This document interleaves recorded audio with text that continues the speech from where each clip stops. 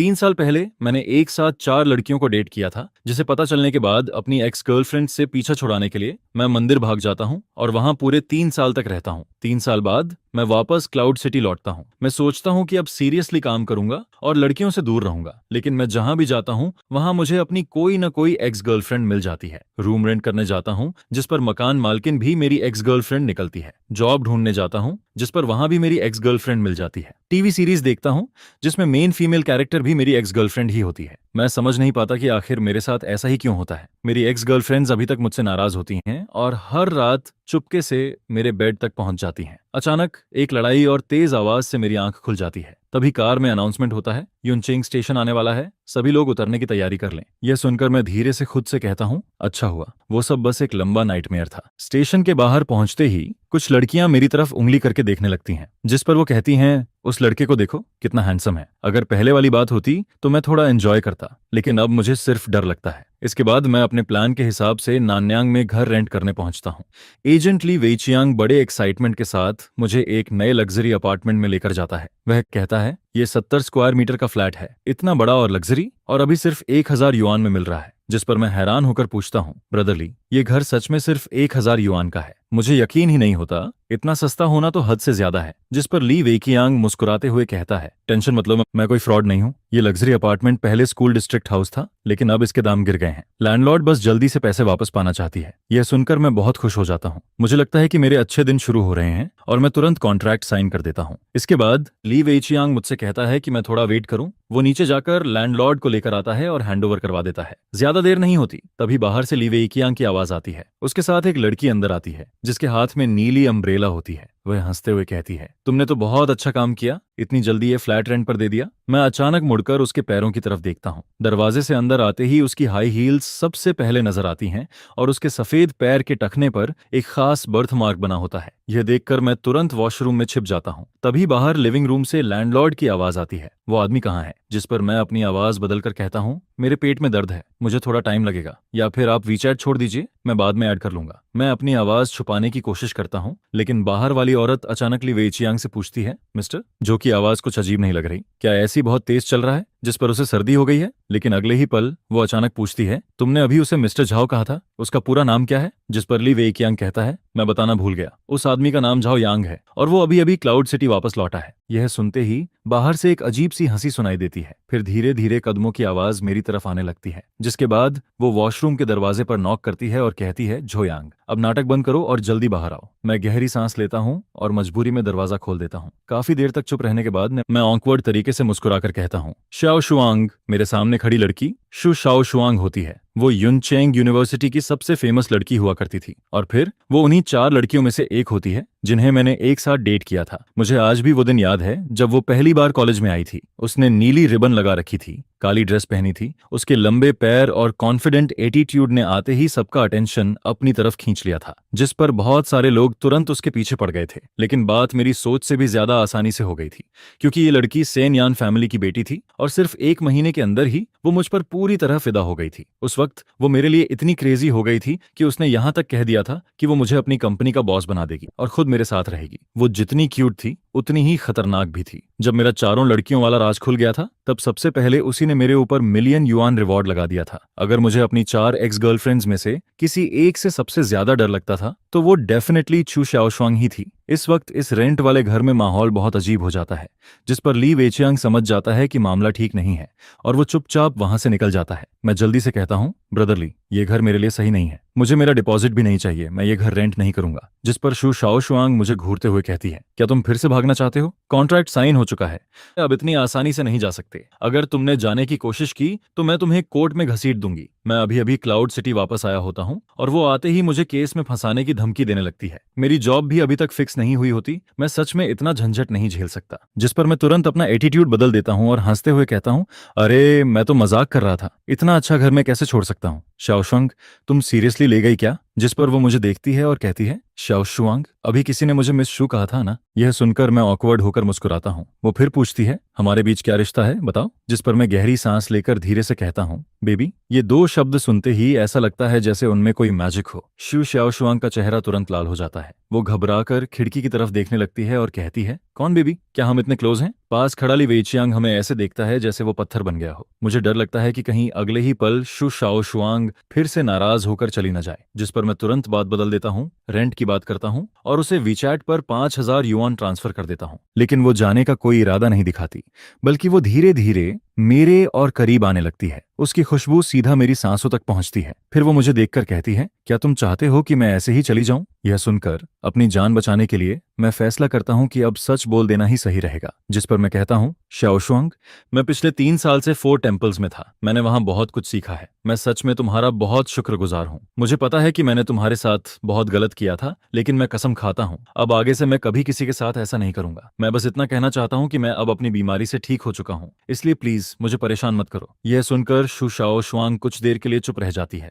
उसकी आंखों में हैरानी और घबराहट साफ दिखाई देती है। फिर वो धीरे से कहती है, तुम्हें सच में समझ आ गया है कि तुमसे गलती हुई थी? जिस पर मैं तुरंत कहता हूँ, हाँ सच में, अब मैं अच्छे से रहूंगा। जिस पर वो कहती है, मैं तुम्हें इतनी आसानी से माफ नहीं करूंगी, लेकिन अगर तुम अच्छे से बिहेव करोगे तो मैं इस बारे में सोच सकती हूँ। वो सोचती है कि मैं उससे पैचअप की बात कर रहा हूँ और मैं सोचता हूँ कि वो मेरे ऊपर लगाए गए हंट ऑर्डर की बात कर रही है। इस तरह हम दोनों बिल्कुल अलग बात सोचते हुए भी एक अजीब से एग्रीमेंट पर पहुंच जाते हैं। इसके बाद किसी तरह मैं शू शाओ शुआंग को वहां से भेज देता हूँ। वो अपने 3 मिलियन से भी ज्यादा की पिंक कार में बैठकर चली जाती है। उसकी 720S देखकर उसका रियल एटीट्यूड साफ दिखता है, लेकिन मुझे बस इस बात की खुशी होती है कि मैं एक और दिन बच गया। अगले दिन मैं जॉब ढूंढने निकलता हूँ, लेकिन वहां भी मेरी हालत खराब हो जाती है। मेरा मेजर मार्केटिंग होता है, लेकिन 3 साल तक मंदिर में रहने और दुनिया से कटे रहने की वजह से मेरा रिज्यूमे लगभग खाली होता है। हालांकि बाहर की दुनिया को मैं यही बताता हूं कि मैं पिछले 3 साल से फेल था, लेकिन इसके बावजूद हर कंपनी का एचआर मुझे देखकर अजीब रिएक्शन देता है। पूरी तरह थक कर मैं आखिरी कंपनी में पहुंचता हूं।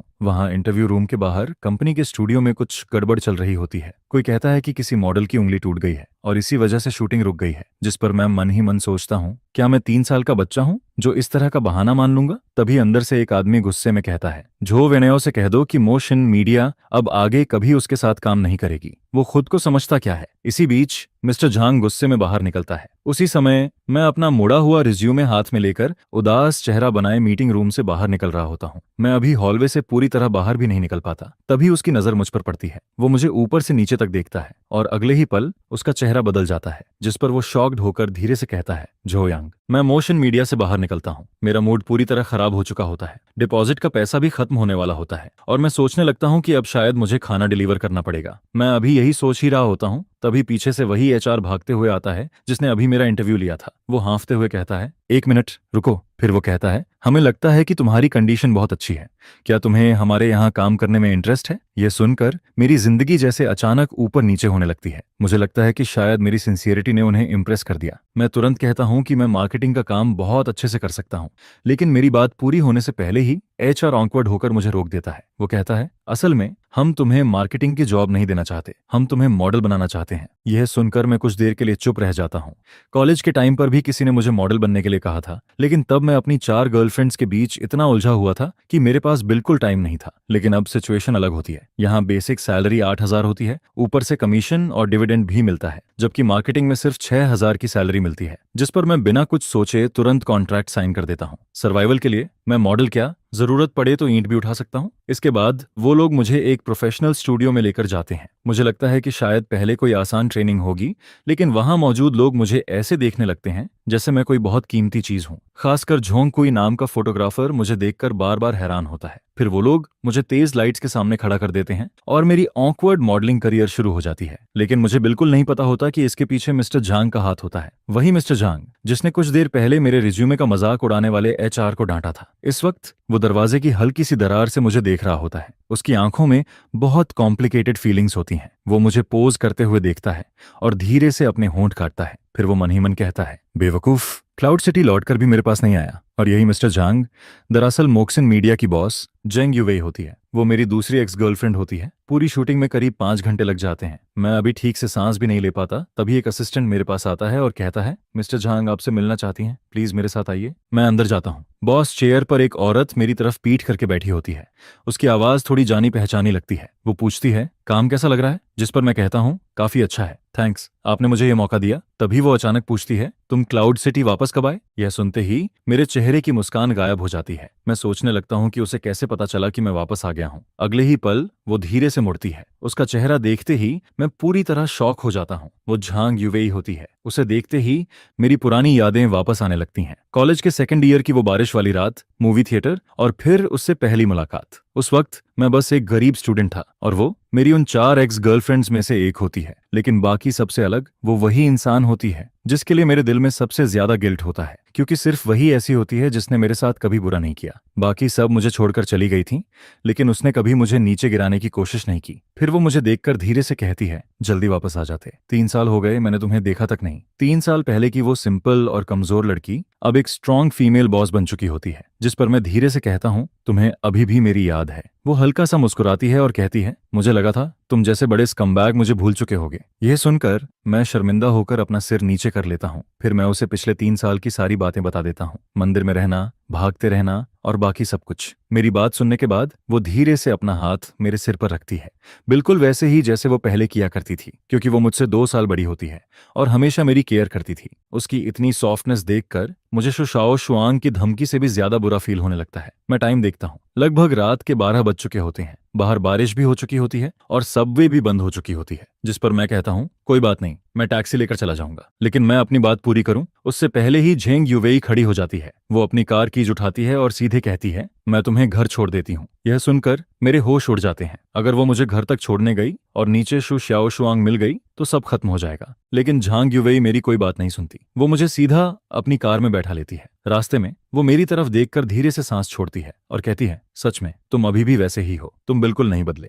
मुझे वो पुराना टाइम याद आ जाता है जब तुम मेरे साथ रहते थे। जब हम जिनू होम के नीचे पहुंचते हैं तब भी झांग यूवेई के जाने का कोई इरादा नहीं होता। वो कहती है कि बॉस होने के नाते उसे अपने सबऑर्डिनेट की केयर करनी चाहिए और वो कल मुझे ऑफिस जाने के लिए लिफ्ट दे देगी। जिस पर मैं कुछ नहीं कह पाता। आखिर मैं उसका सबऑर्डिनेट होता हूँ, इसलिए मना भी नहीं कर सकता। लेकिन जैसे ही लिफ्ट का दरवाजा खुलता है, 5वीं मंजिल के बाहर शु श्याओ शुआंग हाथ में अपना बनाया हुआ लंच बॉक्स लिए बैठी होती है। वो नीचे झुककर बैठी होती है, लेकिन जैसे ही वो मुझे और झेंग यूवेई को साथ में बाहर आते देखती है, उसका चेहरा तुरंत बदल जाता है। फिर वो भागकर मेरे पास आती है और मेरा कॉलर पकड़ लेती है। वो गुस्से में कहती है, तुमने कल ही कहा था कि अब कुछ गलत नहीं करोगे और आज ही किसी और लड़की को घर ले आए। यह सुनकर मेरे माथे पर ठंडा पसीना आ जाता है। एक तरफ लैंडलॉर्ड वाली एक्स गर्लफ्रेंड खड़ी होती है और दूसरी तरफ बॉस वाली एक्स गर्लफ्रेंड। जिस पर मैं जल्दी से कहता हूँ, मेरी बात सुनो, ये लैंडलॉर्ड है जिससे मैं कल मिला था और ये बॉस है जिससे मैं आज मिला हूँ। मैं 3 उंगलियां उठाकर कसम खाता हूँ। हालांकि बात बहुत अजीब लगती है, लेकिन ये सब सच में सिर्फ कोइंसिडेंस होता है। मैंने सच में कुछ गलत नहीं किया। हम अभी ऑफिस में ओवरटाइम कर रहे थे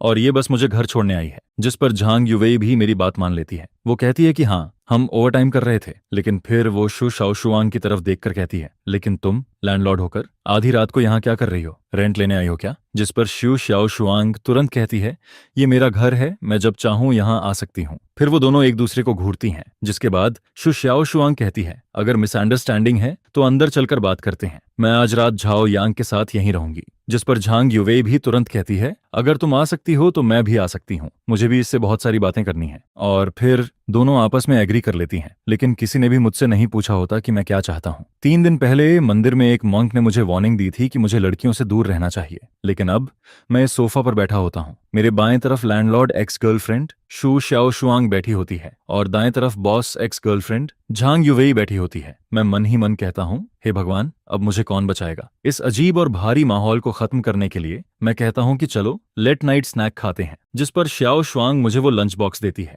वो बहाना बनाती है कि वो इसे बस रास्ते में लेकर आई थी, लेकिन जैसे ही मैं लंच बॉक्स खोलता हूँ उसके अंदर वही शेड्रेड पोक होता है जो कॉलेज में मेरा फेवरेट हुआ करता था, और वो अभी भी गर्म होता है। ये देखकर मुझे समझ आ जाता है कि वो काफी देर से मेरा इंतजार कर रही थी। लेकिन दूसरी तरफ यूवे भी पीछे नहीं रहती। वो सीधे टेक अवे ऐप खोलती है और याके चुआन के साथ बियर ऑर्डर कर देती है। थोड़ी देर बाद 3 बड़े बॉक्सेस बियर के आ जाते हैं। डिलीवरी वाला अंदर बैठी 2 खूबसूरत लड़कियों को देखकर मुझे बहुत रिस्पेक्ट से देखता है, जिस पर मैं सिर्फ ऑकवर्ड होकर मुस्कुराता हूँ। कुछ देर बाद हम तीनों साथ में खाना खाने लगते हैं। मैं श्याओ शुआंग के हाथ का बना हुआ खाना खाता हूँ। वही पुराना टेस्ट मुझे फिर से याद आ जाता है, जिस पर मेरे दिल में गिल्ट और भी ज्यादा बढ़ जाता है, क्योंकि वो दोनों मेरे साथ इतना अच्छा बिहेव करती हैं और मैं ही सबसे बड़ा बेवकूफ होता हूँ। इसके बाद मैं लगातार बियर पीने लगता हूँ। मैं खुद को रोक नहीं पाता, एक के बाद एक बोतल खत्म कर देता हूँ। फिर एक बियर कैन उठाकर उसे भी एक ही बार में पी जाता हूँ। थोड़ी ही देर में मुझे शराब चढ़ जाती है। मैं नशे में खुद को थप्पड़ मारता हूँ और लड़खड़ाती हुई आवाज में बोलने लगता हूँ, मैं अच्छा इंसान नहीं हूँ,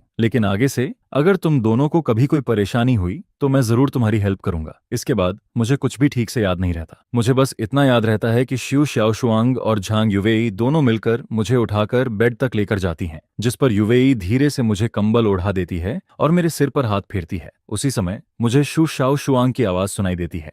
वो अचानक पूछती है, सच बताओ, क्या तुम अभी भी उसे पसंद करती हो? जिस पर झांग युवेई मेरी तरफ देखती है। मैं उस वक्त सो रहा होता हूँ। उसकी आंखों में सॉफ्टनेस साफ दिखाई देती है। फिर वो धीरे से कहती है, उसने मुझे मेरा पहला DSLR दिया था, उसी ने मेरे फोटोग्राफी ड्रीम को सपोर्ट किया था, इसलिए मैं उससे नफरत नहीं कर सकती। जिस पर शु शाओशुआंग बिना सोचे तुरंत कहती है, मैं भी अभी तक जोयांग को पसंद करती हूँ। फिर वो धीरे से कहती है, मैं उसे मारना भी चाहती हूँ, लेकिन उससे कोई फर्क नहीं पड़ता। इस बार मैं उसे दोबारा भागने नहीं दूंगी। यह सुनकर झांग युवेई हल्का सा मुस्कुराती है। फिर वो मेरे कान को खींचती है और शु शाओशुआंग से कहती है, तुम्हारा एटीट्यूड अभी भी बिल्कुल पहले जैसा है। लेकिन फिर वो धीरे से कहती है, तुम्हें मुझसे नहीं, बाकी लड़कियों से सावधान रहना चाहिए। और इसी तरह दोनों एक दूसरे का वीचैट ऐड कर लेती हैं, ताकि बाकी एक्स गर्लफ्रेंड्स के खिलाफ वो एक टेम्परेरी अलायंस बना सकें। अगले दिन दोपहर में मेरी आंख खुलती है। मेरा सिर बहुत ज्यादा दर्द कर रहा होता है, लेकिन जैसे ही मैं आंख खोलता हूँ, मैं देखता हूँ कि शु शाओशुआंग मेरे ऊपर सो रही होती है। उसी वक्त बेडरूम का दरवाजा खुलता है और झांग युवेई बाहर आती है। उसे देखकर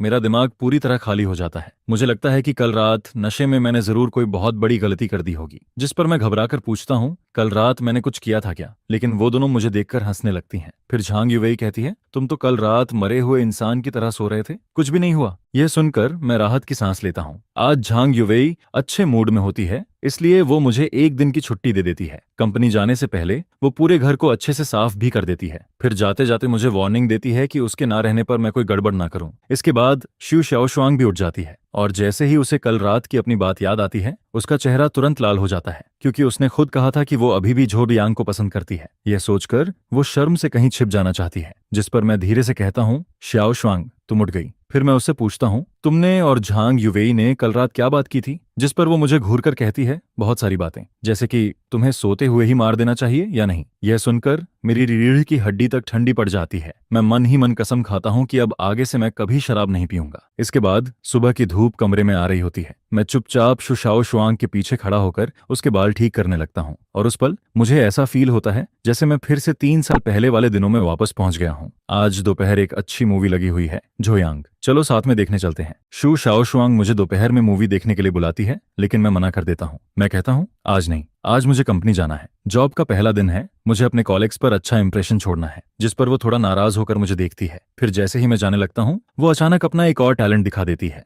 वो सामने वाले फ्लैट का दरवाजा खोलती है और अंदर चली जाती है। फिर वो पीछे मुड़कर कहती है, मैं तुम्हें बताना भूल गई थी, ये पूरी बिल्डिंग मेरी है। अगर तुम्हें मेरी जरूरत पड़े तो कभी भी सामने वाले घर का दरवाजा नॉक कर देना। यह सुनकर मैं वहीं खड़ा रह जाता हूँ। मुझे सच में समझ नहीं आता कि ये लड़की आखिर कितनी अमीर है। इसके बाद वो हल्के लाल चेहरे के साथ मुझे चुटकी काटती है और वार्निंग देती है कि कंपनी में कोई गड़बड़ मत करना। जिसके बाद वो वापस चली जाती है। मैं पूरे जोश के साथ कंपनी पहुंचता हूं, लेकिन जैसे ही नीचे पहुंचता हूं, वहां का सीन देखकर पूरी तरह चौंक जाता हूं। कंपनी के गेट के सामने लड़कियों की एक बड़ी भीड़ खड़ी होती है। उनके हाथ में बैनर्स होते हैं और वो मोशिन मीडिया के खिलाफ चिल्ला रही होती हैं। वो कह रही होती हैं कि मोशिन मीडिया ने उनके आइडल जो वेन्याओ को धोखा दिया है, उसकी जगह किसी और को कवर शूट दे दिया गया है। यह देखकर मैं घबरा जाता हूँ। फिर भी मैं हिम्मत करके उनके पास जाता हूँ और धीरे से पूछता हूँ कि आखिर हुआ क्या है। जिस पर एक लड़की गुस्से में कहती है, किसी हरामी ने बैकडोर से एंट्री लेकर हमारे भाई की जगह कवर शूट छीन लिया। यह सुनकर मैं कांपती हुई आवाज में पूछता हूँ, क्या तुम्हें उस इंसान का नाम पता है?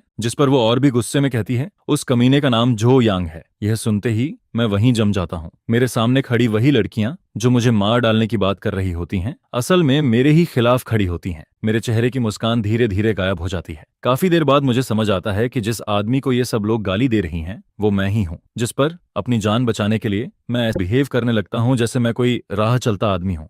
लेकिन मैं उन फैन गर्ल्स को कम समझ लेता हूँ। किसी ने ग्रुप में मेरी फोटो भेज दी होती है और अगले ही पल मेरी पहचान खुल जाती है, जिस पर सारी लड़कियां मेरी तरफ देखने लगती हैं। फिर वो जोर जोर से चिल्लाने लगती हैं। मैं जल्दी से कहता हूँ मैं उस स्टार को जानता भी नहीं हूँ, लेकिन वो मेरी बात सुनने की जगह और ज्यादा गुस्सा हो जाती हैं। फिर वो लोग झांग युवेई को भी गालियां देने लगती हैं। वो कहती हैं, झांग सरनेम वाली बॉस भी कोई अच्छी नहीं है, उसने जरूर तुम्हें अपने पास रख लिया होगा, तभी तुम्हें ये मौका मिला है। जिस पर मेरा चेहरा तुरंत बदल जाता है। मुझे गाली दो, मैं सह सकता हूँ, लेकिन मैं झांग युवेई के बारे में एक शब्द भी गलत नहीं सुन सकता। अगले ही पल मैं अपना हाथ उठाता हूँ और सबसे ज्यादा गाली देने वाले 180 पाउंड के आदमी को सीधा पंच मार देता हूँ। वो आदमी सीधे पीछे जाकर भीड़ में गिर जाता है और फिर पूरा माहौल अचानक बिगड़ जाता है। चारों तरफ चीखने की आवाज आने लगती है। लड़कियां मेरी तरफ भागने लगती हैं। लेकिन 3 साल मंदिर में रहने की वजह से मेरा शरीर पहले से बहुत मजबूत होता है। मेरी हाइट भी 1.85 मीटर होती है, इसलिए मैं भीड़ के बीच खुद को बचाने की कोशिश करता हूँ। उसी वक्त ऊपर ऑफिस में झांग युवेई मुझे खिड़की से देख रही होती है। पहले तो वो मुझे देखकर हल्का मुस्कुराती है, लेकिन जैसे ही उसे पता चलता है कि मुझे मारा जा रहा है, उसका चेहरा तुरंत बदल जाता है, जिस पर वो घबराकर नीचे भागती है। जब वो नीचे पहुंचती है तब तक मेरे चेहरे से खून निकल रहा होता है। यह देखकर उसका चेहरा पूरी तरह सफेद पड़ जाता है।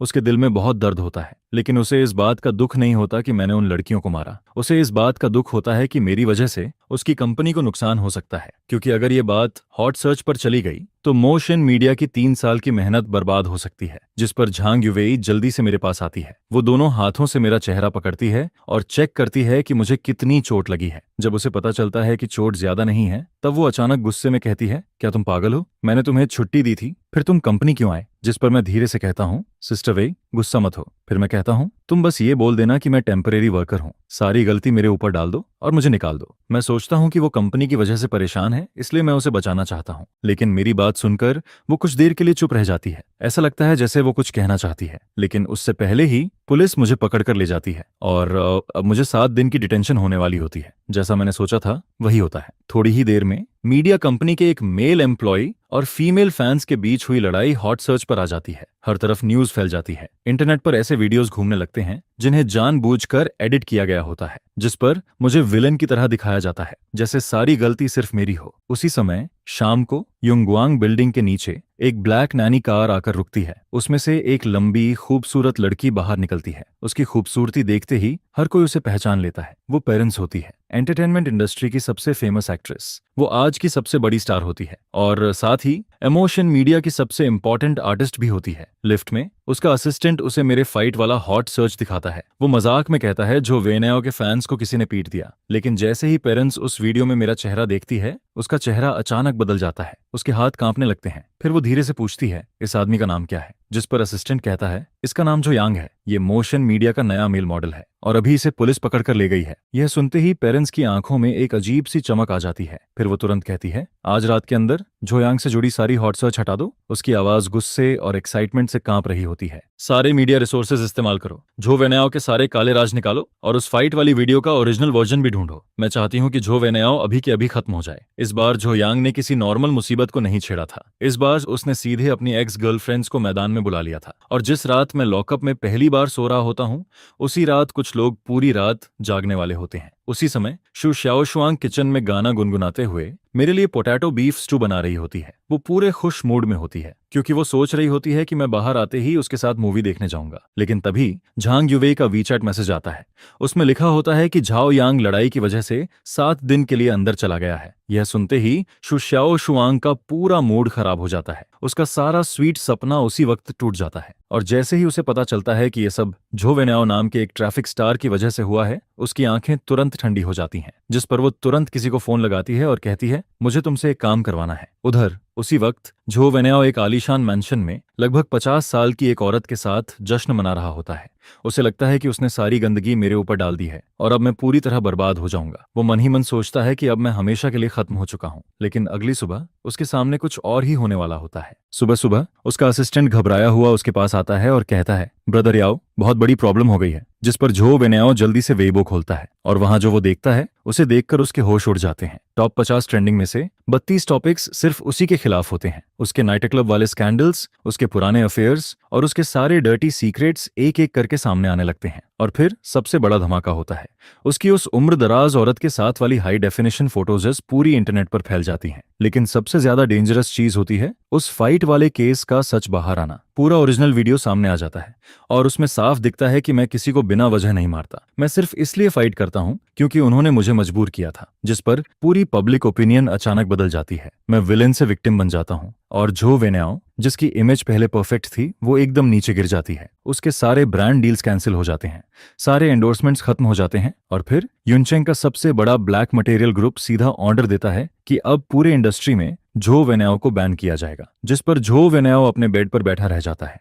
उसका चेहरा पूरी तरह सफेद पड़ जाता है। उसे समझ ही नहीं आता कि उसने आखिर किस इंसान को नाराज कर दिया। उसे बिल्कुल नहीं पता होता कि उस ब्लैक मटेरियल ग्रुप का चेयरमैन शु डागुओ होता है और जो शु शाओशुआंग मेरे लिए किचन में खाना बना रही होती है वो उसी शु डागुओ की बेटी होती है। उसने मुझसे नहीं, मेरी एक्स गर्लफ्रेंड से पंगा ले लिया था और इस बार उसने गलत इंसान को छेड़ दिया था। 7 दिन बाद मेरी डिटेंशन खत्म हो जाती है। मैं सोच रहा होता हूं कि अब बाहर निकलते ही मेरी जिंदगी पूरी तरह खराब हो जाएगी, क्योंकि मैं नहीं चाहता कि झांग युवेई की कंपनी पर कोई असर पड़े। इसलिए मैं फैसला करता हूं कि सारी गलती मैं अकेले अपने ऊपर ले लूंगा। लेकिन जैसे ही मैं पुलिस स्टेशन से बाहर निकलता हूं वहां रिपोर्टर्स की भीड़ खड़ी होती है, जिस पर मैं कहता हूं चाहे वार्निंग देना हो या फाइट करना, सब मैंने अपनी मर्जी से किया था। मुझे बस झो वेन्याओ पसंद नहीं था, इसलिए मैंने उसे मारा। मैं सोचता हूं कि अब सब लोग मुझे गालियां देंगे, लेकिन उल्टा रिपोर्टर्स मुझे अजीब नजरों से देखने लगते हैं।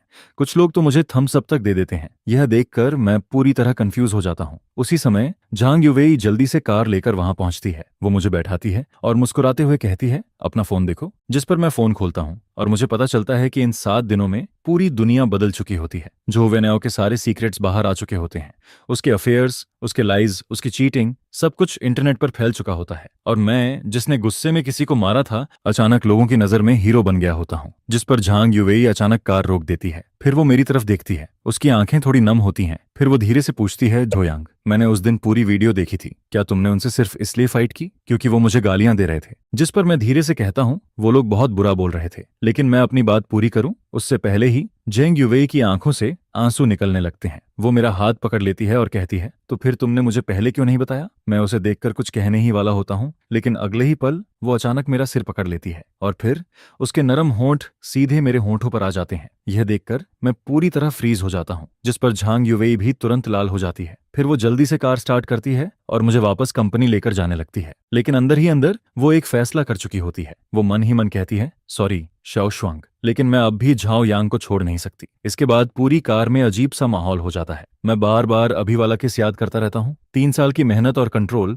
सब एक किस से टूटता हुआ महसूस होता है। उधर झांग युवेई भी स्टीयरिंग पकड़कर चुप बैठी होती है। ऐसा लगता है जैसे उसे भी अपनी हरकत पर शर्म आ रही हो। उसे डर होता है कि कहीं मैं उससे दूर ना हो जाऊं। कुछ देर बाद हम कंपनी पहुंच जाते हैं, लेकिन जैसे ही झांग युवेई कंपनी के बाहर खड़ी एक सफेद स्पोर्ट्स कार को देखती है, उसका चेहरा तुरंत बदल जाता है। वो बिना कुछ बोले मुझे सीधे फर्स्ट फ्लोर के मीटिंग रूम में धकेल देती है और कहती है कि मैं बाहर ना निकलूं, क्योंकि बाहर मेरी तीसरी एक्स गर्लफ्रेंड आ चुकी होती है। उसका नाम पेई ल्यूसी होता है। वो एंटरटेनमेंट वर्ल्ड की सबसे फेमस एक्ट्रेस होती है। जैसे ही वो अंदर आती है, वो सीधे पूछती है, झोयांग कहाँ है? उसके चेहरे पर एक अजीब सी स्माइल होती है, जिस पर झांग युवेई तुरंत कहती है, मैं तुम्हें उससे नहीं मिलने दूंगी। फिर वो गुस्से में कहती है, मैं किसी पागल इंसान को उसके पास नहीं जाने दूंगी, खासकर तुम्हें। क्योंकि झांग युवेई शु शाओशुआंग से तो नहीं डरती। उसे पता होता है कि शु शाओशुआंग बस गुस्सैल है, लेकिन पेई ल्यूसी अलग होती है। उसकी मेंटल कंडीशन बहुत अनस्टेबल होती है। वो सच में कुछ भी कर सकती है। वो मुझे नुकसान भी पहुंचा सकती है या खुद को भी। जिस पर पेई ल्यूसी पहले तो धमकी देती है कि वो पूरी कंपनी खत्म कर देगी,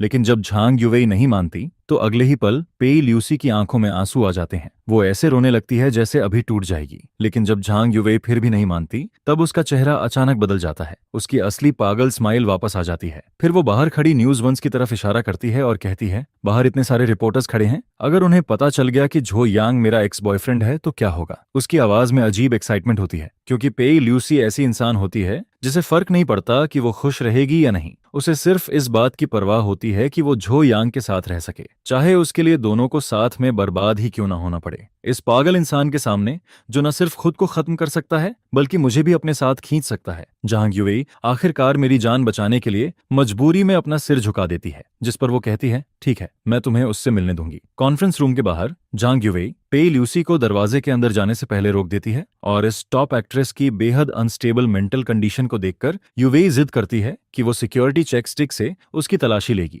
जिस पर जैसे ही अलार्म बजता है, पे ल्यूसी को मजबूरी में अपनी कमर के पीछे छुपाया हुआ पतला सा नाइफ निकालना पड़ता है, जिसे वो जमीन पर फेंक देती है और फिर बड़े आराम से अंदर चली जाती है। दरवाजा खुलता है और मुझे लगता है कि यू वही आई है, लेकिन अगले ही पल पी ल्यूसी किसी पिंजरे से निकली हुई भेड़िए की तरह सीधे मुझ पर टूट पड़ती है और मुझे जमीन पर गिरा देती है, जिस पर वो मुझे कसकर पकड़ते हुए कहती है, ब्रदर झायोआंग, लोग तुम्हें बहुत मिस करते हैं। पी ल्यूसी बिल्कुल किसी क्लिंजी किटन की तरह मेरे सीने में छुप जाती है, लेकिन अगले ही पल वो अचानक अपना चेहरा उठाती है और दोनों हाथों से मेरे कंधे पकड़ लेती है। उसकी आंखें पूरी तरह पागलपन से भरी होती हैं, जिस पर वो पूछती है, तुम मुझे 3 दिन पहले छोड़कर क्यों गए थे? क्या इसलिए क्योंकि मैं उतनी खूबसूरत नहीं हूं, या फिर इन 4 बदबूदार औरतों की वजह से? बोलो। जिस पर मैं मजबूरी में अपना हाथ बढ़ाकर उसके सिर पर थपकी देता हूं और अगले ही पल वो पागल लड़की फिर से शांत हो जाती है, जो देखकर वो फिर से एक छोटी सी दुखी लड़की की तरह रोने लगती है। यही है पे ल्यूसी, मेरी तीसरी एक्स गर्लफ्रेंड, एक ऐसी औरत जिसके दिमाग में थोड़ा प्रॉब्लम है। जिस पर वेई शीली को देखकर मैं अपने फर्स्ट ईयर की उस पहली मुलाकात को याद करने लगता हूँ। उस समय फिल्म स्कूल में उसे बाकी लोग बहुत परेशान करते थे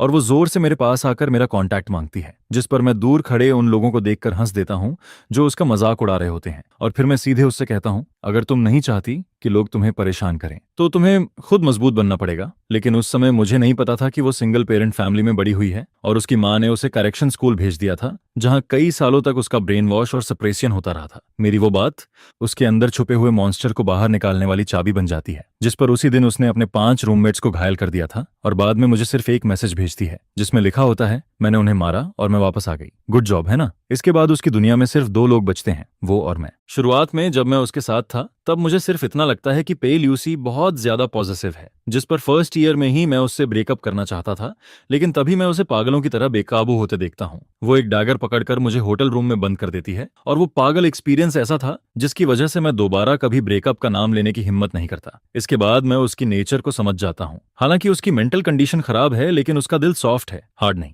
अगर उसे 2 प्यार भरी बातें बोल दो और उसके सिर पर हाथ फेर दो तो वो आसानी से मान जाती है। और उस समय जब मेरी 4 लड़कियों के साथ रिलेशन होने वाली बात सामने आ गई थी, तब मैं 50% इसलिए भागा था क्योंकि मुझे डर था कि कहीं वो मुझे मार ना दे। और इस समय वो मेरे सीने पर लगातार मुक्के मार रही होती है और रोते हुए कहती है, तुम घटिया आदमी, तुम भागे क्यों थे? जिस पर मैं कहता हूँ, क्या मैं इसलिए नहीं भागा था क्योंकि मुझे डर था कि तुम गुस्सा हो जाओगी? यह सुनकर मुझे फिर से यकीन हो जाता है कि चारों एक्स गर्लफ्रेंड्स में सबसे खतरनाक वही है, लेकिन सबसे आसान भी वही है। मैं बस उसे 2 प्यार भरी बातें कहता हूँ और उससे वादा करता हूँ कि मैं आगे भी क्लाउड सिटी में ही रहूंगा। जिस पर वो अगले ही पल किसी गुस्से वाली लड़की से शांत इंसान बन जाती है, लेकिन फिर भी वो तभी मानती है जब मैं उसे किस करने वाला होता हूँ। इसके बाद जब हम दोनों जमीन पर बैठे हुए फ्यूचर की बातें कर रहे होते हैं, तभी वो अचानक कुछ बैंक कार्ड्स निकालती है और फिर वो अपनी पिछले 3 साल की सारी कमाई मुझे दे देती है, जिस पर वो कहती है, ये सब तुम्हारे लिए है ताकि तुम्हें आगे कभी काम न करना पड़े, ठीक है? एक इतनी फेमस एक्ट्रेस की इतनी बड़ी सेविंग को देखकर भी मैं बिना सोचे उसे मना कर देता हूँ, क्योंकि वो मुझे सपोर्ट नहीं करना चाहती,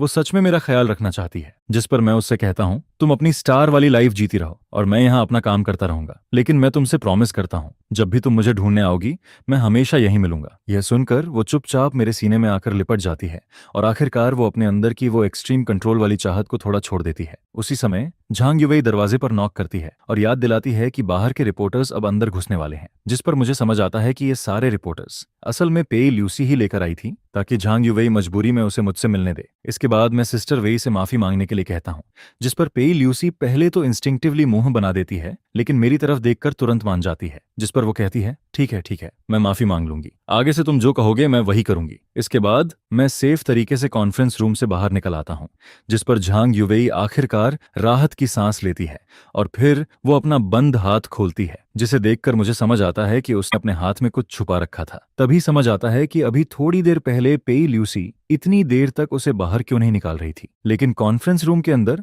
दोनों औरतों के बीच थोड़ी देर के लिए एक सीधा सामना होता है, जिस पर पे ल्यूसी सिर्फ मुझे खुश करने के लिए झांग युवेई के सामने अपना सिर झुकाकर उससे माफी मांगती है। यह देखकर झांग युवेई भी समझ जाती है कि वो पूरी तरह बुरी नहीं है और फिर वो भी धीरे से राहत की सांस लेती है। आखिर में मैं अपने फैमिली वालों से कहता हूँ कि वो उसका थोड़ा ध्यान रखें, और रिपोर्टर्स को हैंडल करते करते पूरे 2 घंटे निकल जाते हैं और मुझे सांस लेने का मौका भी नहीं मिलता, क्योंकि अगले ही पल झांग युवेई के सामने ही पेई ल्यूसी अचानक मेरे सामने दौड़कर आ जाती है, जिस पर वो सीधे मेरे चेहरे को पकड़ती है और मुझे जोर से किस कर देती है। फिर वो शर्माते हुए कहती है, अगर तुम मुझे किस नहीं करोगे तो मैं खुद तुम्हें किस कर लूंगी। यह कहकर वो लाल चेहरा लिए हुए भाग जाती है और जाते जाते भी काफी खुश दिखाई देती है, जिस पर मैं सिर्फ इतना सोचता हूँ, ओह नहीं, मैं फिर से फंस गया। होस्ट, मुझे तुम्हारे लिए सच में बुरा लग रहा है। क्या ये अभी भी बहुत यादगार नहीं लग रहा है? ये मेरी बहन के मीठे होंठ थे या फिर किसी बड़ी स्टार के? मैं इतना डर गया था कि सीधा ऊपर जाने की हिम्मत ही नहीं हुई। जल्दी से घर लौटना पड़ेगा, नहीं तो घर वाली मुझे सच में मार डालेगी। कम्युनिटी में वापस आकर मैं डरते डरते चू शाओशुआंग के घर का दरवाजा खटखटाता हूँ। दरवाजा खुलता है और चू शाओशुआंग अपने बिखरे हुए बाल ठीक कर रही होती है। जैसे ही वो मुझे देखती है, उसे समझ आ जाता है कि मैं अभी भी यही हूँ। उसका पूरा चेहरा थका हुआ और उदास लग रहा होता है, जिस पर मुझे देखते ही पिछले कई दिनों का उसका सारा दुख एकदम से बाहर आ जाता है। वो सीधे मेरे सीने से लगकर रोने लगती है, जिस पर मैं उसके उस थके हुए चेहरे को देखकर अंदर से पूरी तरह गिल्टी फील करता हूँ। पिछले 7 दिनों से वो ठीक से सो भी नहीं पाई थी। उसे हर रात यही सपना आता था कि मैं डिटेंशन सेंटर में फंसा हुआ हूँ और वो सिर्फ मेरी मदद की आवाज सुन रही है। लेकिन जब मैं सही सलामत वापस आ जाता हूँ, तब वो अपना सारा डर, गुस्सा और बेचैनी बाहर निकाल देती है, जिस पर वो मेरी पसंद का खाना बनाकर टेबल पर रखती है। मेरी फेवरेट डिश सामने रखी होती है और हाथ धोकर अच्छे से तैयार होने के बाद वो अचानक बहुत ध्यान से पेई ल्यूसी के बारे में पूछने लगती है। तभी मुझे पता चलता है कि पेई ल्यूसी की खबर बाहर आने के अलावा झो वेनेओ के इतनी जल्दी पीछे हटने की वजह शू शाओशुआंग के पीछे खड़ा ऑब्सीडियन ग्रुप भी था, जिस पर शू शाओशुआंग मुझसे पूछती है, पेई ल्यूसी के साथ आखिर हुआ क्या था? मुझे चुप देखकर वो तुरंत मेरे पास आ जाती है, जिस पर वो गुस्से और जलन से कहती है, उस दिल चुराने वाली बिल्ली को जो मिला वो मुझे भी चाहिए। मैं कुछ समझ पाता उससे पहले ही वो मेरा चेहरा पकड़कर मुझे किस कर देती है, जिस पर मैं अपने होंठ छूता हूँ और फिर से अंदर ही अंदर पछताने लगता हूँ। इसके बाद वो मेरे लिए खाना बनाती रहती है और जब उसका मन थोड़ा शांत हो जाता है, तब वो चुपचाप मेरी बाहों में आकर टिक जाती है। वो बहुत ज्यादा थक चुकी होती है, जिस पर मैं उसे धीरे से उठाकर बेडरूम में ले जाता हूँ। वो आधी नींद में मेरा हाथ पकड़ लेती है और 10 सेकंड के अंदर ही सो जाती है। मैं बेड के किनारे बैठकर उसका हाथ धीरे से पकड़े रहता हूँ और उसे गुड नाइट कहता हूँ। लेकिन शहर के दूसरे कोने में मुझे बिना पता चले मेरे खिलाफ एक शिकार शुरू हो चुका होता है। बेइज्जत हो चुका जो वेन्याओ एक पागल जुआरी की तरह अंडरग्राउंड गैंग यूलिंग सोसाइटी के सानिया के पास पहुंचता है। भले ही मैं अब थोड़ा फेमस हो चुका हूं और कई लोग मुझसे डरते हैं, लेकिन उसके सामने जो वेन्याओ सीधे 7 मिलियन रख देता है, जिस पर वो कहता है 5 मिलियन उसकी जान लेने के लिए और बाकी 2 मिलियन अगर तुम चाहो तो जैसे भी करना। और मुझे इस सब के बारे में कुछ भी पता नहीं होता। मैं बस शू शाओशुआंग के बेड के पास बैठा रहता हूँ और धीरे धीरे सुबह हो जाती है। सुबह की धूप कमरे में आती है। शू शाओशुआंग एक प्यारा सा एप्रन पहने खड़ी होती है। टेबल पर उसके हाथ से बने फ्राइड डॉ स्टिक्स और टोफू सूप रखे होते हैं। उस पल वो बिल्कुल नई नई शादी हुई वाइफ जैसी लग रही होती है, जिस पर मुझे कल का दिन याद आता है। एक ही दिन में मुझे मेरी 3 एक्स गर्लफ्रेंड्स ने किस किया था और मंदिर में कॉन्सेंट्रेशन मैंने इतने समय से प्रैक्टिस करके बनाई थी, वो अब पूरी तरह हिल चुकी थी। अगर ऐसा ही चलता रहा तो मुझे डर था कि मैं फिर वही पुरानी गलती दोबारा कर दूंगा। तभी शू शाओशुआंग मुझे देखती है और कहती है, झोयांग, वहां खड़े खड़े क्या सोच रहे हो? जल्दी आओ और ब्रेकफास्ट करो। मैं जैसे ही खाने बैठने वाला होता हूँ, तभी दरवाजे पर नॉक होने लगती है। मैं कैट आई से बाहर देखता हूँ और अगले ही पल मेरी जान ही निकल जाती है। बाहर पेई ल्यूसी खड़ी होती है। मैं डर के मारे सोचने लगता हूँ, ये यहाँ तक कैसे पहुंच गई? अब तो सब खत्म हो गया। मैं जल्दी से बात छुपाने की कोशिश करता हूँ, लेकिन शू शाओशुआंग तुरंत कुछ गड़बड़ फील कर लेती है, जिस पर अगले ही पल उसकी वो प्यारी और शांत वाइफ वाली इमेज गायब हो जाती है और उसकी जगह एक पूरी एटीट्यूड वाली बड़ी लड़की वापस आ जाती है। वो मुझे साइड में हटाते हुए कहती है, तुम ऐसे चोरी चोरी क्या कर रहे हो? हटो, मैं देखती हूँ बाहर कौन है। मैं उसे रोक भी नहीं पाता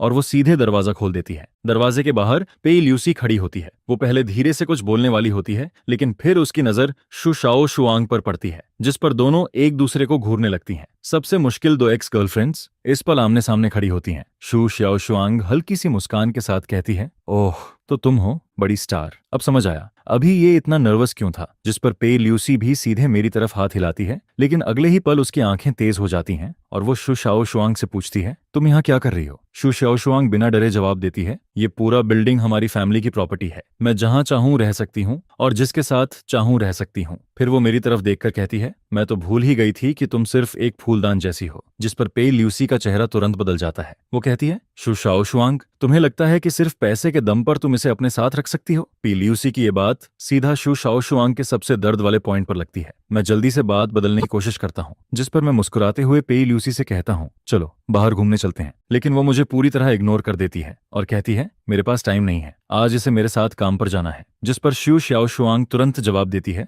मैंने तुमसे पूछा था क्या, तुम इसके लिए फैसले क्यों ले रही हो, तुम होती कौन हो। पी ल्यूसी भी तुरंत पलटकर कहती है, तो मैं भी तुमसे यही पूछती हूँ, तुम खुद को क्या समझती हो। उन दोनों को कॉरिडोर में लड़ने से रोकने के लिए मैं मजबूरी में दोनों को साथ ब्रेकफास्ट करने के लिए टेबल पर बैठा देता हूँ और फिर मैं खुद उनके बीच में किसी बेचारे वेटर की तरह बैठ जाता हूँ। पी ल्यूसी शुआ शियाशुआंग के बनाए हुए टोफू सूप का एक कौर खाती है। उसकी आंखों में साफ नापसंदगी दिखाई देती है, लेकिन फिर भी वो अकड़कर कहती है, ठीक है, किसी तरह खाया जा सकता है, लेकिन इसमें कोई रियल टेस्ट नहीं है। फिर वो शू शियाशुआंग से पूछती है, क्या तुम रोज खुद खाना बनाती हो। जिस पर शू शाओ शुआंग शांत होकर जवाब देती है, मैं यूजुअली बहुत बिजी रहती हूँ, तुम्हारी तरह मेरे पास हर दिन इतना फ्री टाइम नहीं होता कि मैं सिर्फ बाहर घूमती रहूं। पी ल्यूसी तुरंत कहती है, अगर टाइम हो तो खाना बनाना सीख लेना चाहिए, कुछ लोगों को बाहर का खाना पसंद नहीं होता। जिस पर शू शाओ शुआंग सीधे मेरी तरफ देखती है और बात का तीर मेरी तरफ घुमा देती है, ऐसा है क्या, मुझे तो लगा था जो यांग को बाहर का खाना पसंद है। जिस पर ल्यूसी मेरी तरफ देखते हुए पूछती है, जो यांग, तुम्हें आखिर खाना कहाँ खाना पसंद है। और फिर वो दोनों मुझे घूरने लगती हैं। इस सवाल के सामने मेरे माथे पर ठंडा पसीना आ जाता है और मुझे लगता है कि मेरा सिर अभी फट जाएगा। जिस पर तभी जब ऐसा लग रहा होता है कि दोनों किसी भी पल मुझ पर टूट पड़ेंगी, तभी मेरा फोन बज जाता है। वो झांग युवेई का कॉल होता है। जिस पर मैं मन ही मन चिल्लाता हूँ, सिस्टर वेई की जय हो। झांग युवेई का ये फोन मेरे लिए किसी लाइफ सेवर से कम नहीं होता, क्योंकि अभी कुछ सेकंड पहले तक शुशाओ शुआंग और लियूसी की नजरें मुझे जिंदा खा जाने वाली थीं।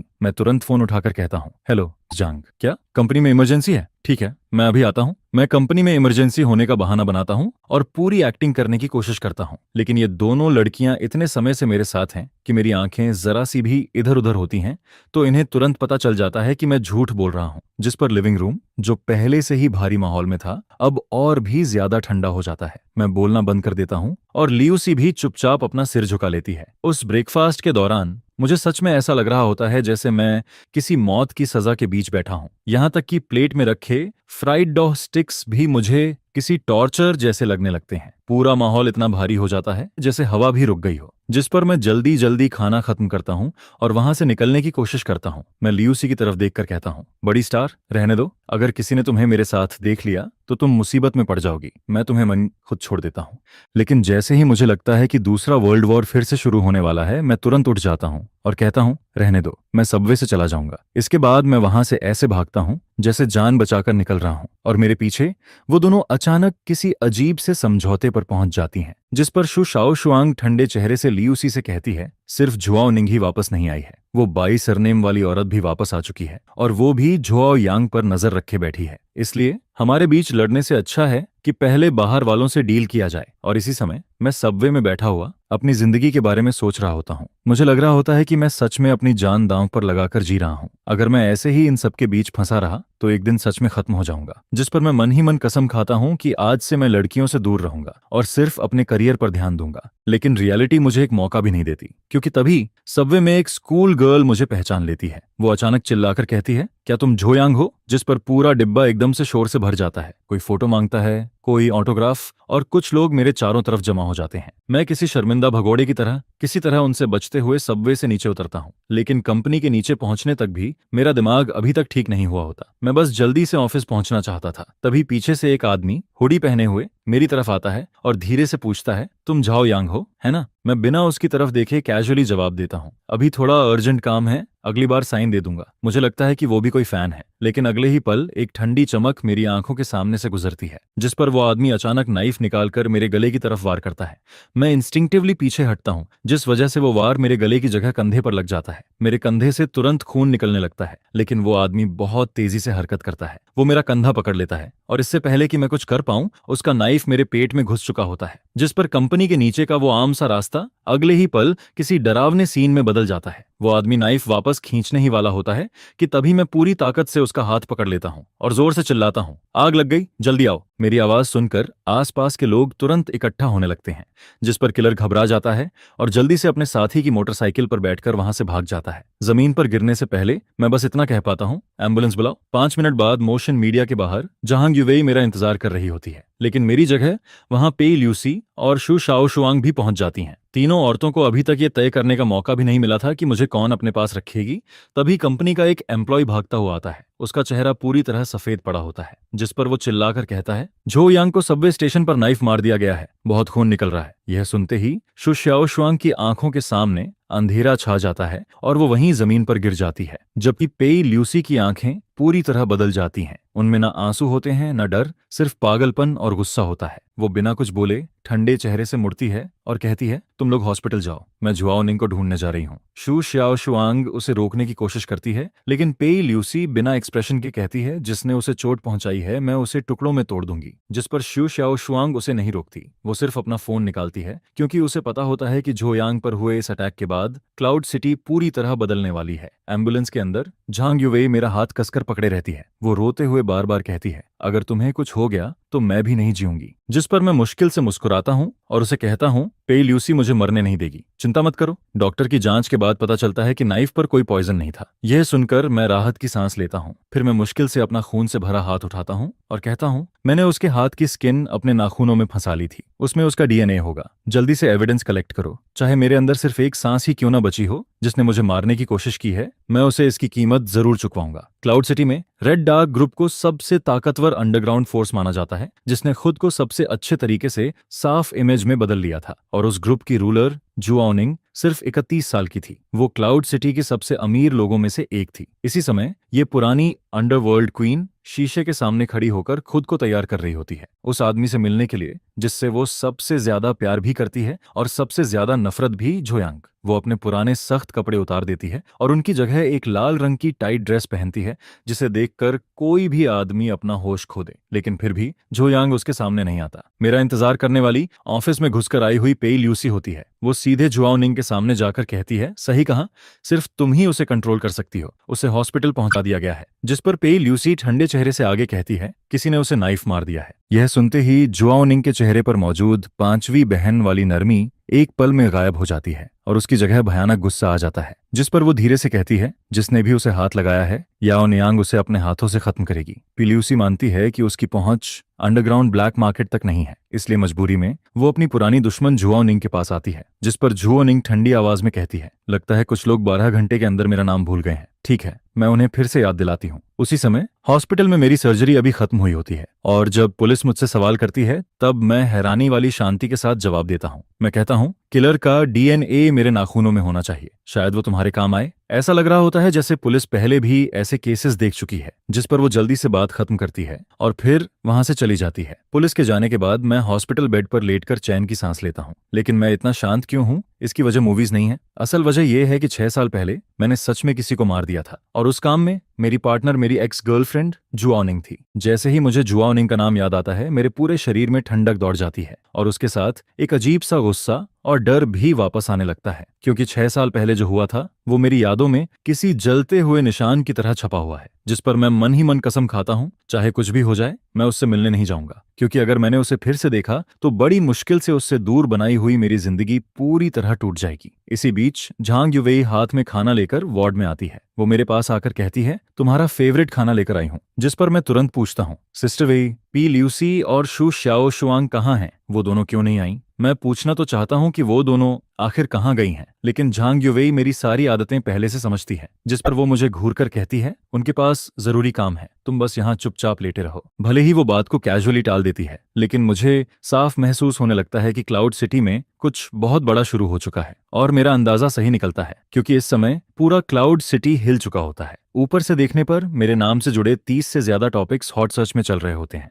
और उससे भी ज्यादा शॉकिंग बात यह होती है कि ऑब्सिडियन ग्रुप अचानक 10 मिलियन का रिवॉर्ड अनाउंस कर देता है। जो भी उस किलर के बारे में कोई जानकारी देगा, उसे सीधे 10 मिलियन मिलेंगे, जिस पर पूरे शहर के लोग पागल हो जाते हैं। अब लोग सिर्फ इंसाफ के लिए नहीं, बल्कि अपनी जिंदगी बदलने वाले उस पैसे के लिए भी किलर को ढूंढ रहे होते हैं। और सिर्फ शहर की नॉर्मल दुनिया ही नहीं, क्लाउड सिटी की अंधेरी दुनिया भी हिल चुकी होती है। हर छोटे बड़े गैंग का बॉस एक जगह जमा होता है और उन्हें इतना चुप कराने वाला सिर्फ एक इंसान होता है, जुआओनिंग। एक पुराने अंडरग्राउंड हाइडआउट में जुआओनिंग अब फिर से अपनी पुरानी पहचान में लौट चुकी होती है। वो अपना सूट पहन चुकी होती है और अब वो किसी अमीर बिजनेस वुमन की तरह नहीं, बल्कि गोस्ट यिन गैंग की रदरलेस बॉस लग रही होती है। तभी श्यूकाई नाम का एक आदमी अपने साथियों के साथ अंदर आता है। वो न सिर्फ बेअदबी से बात करता है, बल्कि जूनिंग का मजाक उड़ाने की भी कोशिश करता है। जिस पर वो हंसते हुए कहता है, जूनिंग, तुम्हारा इतना गुस्सा देखकर लगता है कि तुम अभी भी वही पुरानी औरत हो। यह सुनते ही जूनिंग की आंखें ठंडी हो जाती हैं। वो धीरे से कहती है, तुमने मुझे गाली देने की हिम्मत की, लगता है तुम जीना नहीं चाहते। शूकै अभी अपनी जगह से उठता ही है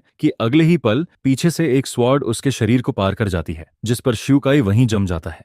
और जुआओ निंग उसे ऐसे देखती है जैसे वो कोई इंसान नहीं, सिर्फ कूड़े का ढेर हो। वो बिना कुछ कहे सिर्फ अपने एक्शन से सबको बता देती है कि क्लाउड सिटी में अभी भी असली रूल उसी का चलता है। फिर वो धीरे से हाथ हिलाती है और शियुकाई की बॉडी जमीन पर गिर जाती है, जिस पर वो बाकी लोगों से कहती है, अगर कोई मुझे छूने की बात करेगा तो उसका यही हाल होगा। बाकी 4 गैंग बॉसेस ये देखकर इतने डर जाते हैं कि वो अपना सिर तक उठाने की हिम्मत नहीं करते। इसके बाद जुआओ निंग वापस शांत होकर अपनी चेयर पर बैठ जाती है, लेकिन उसके चेहरे का गुस्सा अभी भी खत्म नहीं हुआ होता। वो धीरे से कहती है, 4 घंटे के अंदर पता करो जिसने झो यांग पर अटैक किया वो किसके नीचे काम करता है। अगर तुम लोगों ने पता लगा लिया तो गोस्ट यिन गैंग तुम्हें अपना टेरिटरी दे देगा, लेकिन अगर नहीं पता लगा पाए तो फिर तुम्हारा एंड शियुका जैसा होगा। यह सुनते ही पूरे क्लाउड सिटी की अंडरग्राउंड दुनिया पागलों की तरह किलर को ढूंढने में लग जाती है। और इसी समय मैं हॉस्पिटल में बेड पर बैठा हुआ झांग युवेई के छिले हुए एप्पल खा रहा होता हूँ। तभी झांग युवेई कहती है, शु शाओशुआंग ने ऑब्सीडियन ग्रुप से 10 मिलियन का रिवॉर्ड निकलवा दिया है। यह सुनकर मैं थोड़ा खुश हो जाता हूँ, क्योंकि मुझे लगता है कि कम से कम वो लोग मेरी फिक्र कर रहे हैं। लेकिन झांग युवेई तुरंत मेरी तरफ देखकर कहती है, तुम सच में बहुत बड़े स्कमबैग हो। तुम्हारी वजह से मीडिया, पूरे क्लाउड सिटी के लोग और यहाँ तक कि गैंगस्टर्स भी पागल हो चुके हैं। जिस पर मैं अचानक रुक जाता हूँ, क्योंकि उसके मुंह से निकला हुआ गैंगस्टर वाला वर्ड मुझे अजीब लगता है। मैं तुरंत उसकी तरफ देखता हूँ। झांग युवेई का चेहरा एक पल के लिए घबरा जाता है और फिर वो जल्दी से दूसरी तरफ देखने लगती है, जिस पर मेरे शरीर में ठंडी लहर दौड़ जाती है। मैं तुरंत बेड के पास की रेलिंग पकड़ लेता हूँ, क्योंकि मैं जुआओ निंग को बहुत अच्छे से जानता हूँ। अगर वो सच में इस मामले में उतर गई है तो वो किलर को पुलिस के हवाले नहीं करेगी, वो सच में उसे मार डालेगी। उसी समय रेड गूस लोन कंपनी के अंदर यूलिन सोसाइटी का तीसरा बॉस लूसन अपने 2 आदमियों पर गुस्सा कर रहा होता है। ये वही 2 लोग होते हैं जिन्होंने मुझ पर अटैक किया था। उनमें से एक ने मुझे नाइफ मारा था और दूसरा बाहर मोटरसाइकिल लेकर इंतजार कर रहा था। वो तो लालच में आकर